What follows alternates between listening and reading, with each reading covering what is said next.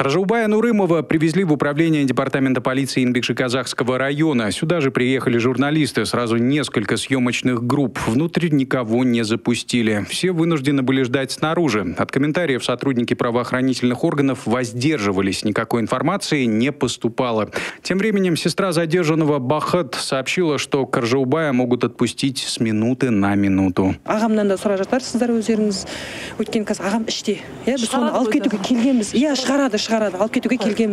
Однако ожидание затягивалось. На территорию управления заехали несколько машин скорой помощи. У журналистов появилась версия, что кому-то из родственников Каржаубая или ему самому стало плохо. С периодичностью примерно в 10 минут кареты скорой начали уезжать. В одной из них мы заметили большое скопление людей.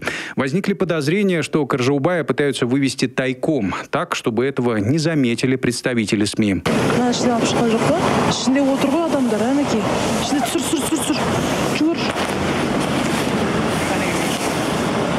Они, походу, в них вывезли их. Поехали. Мы решили отправиться в погоню. Однако очень скоро нашему микроавтобусу перегородили дорогу, так что машину скорой помощи мы потеряли из виду.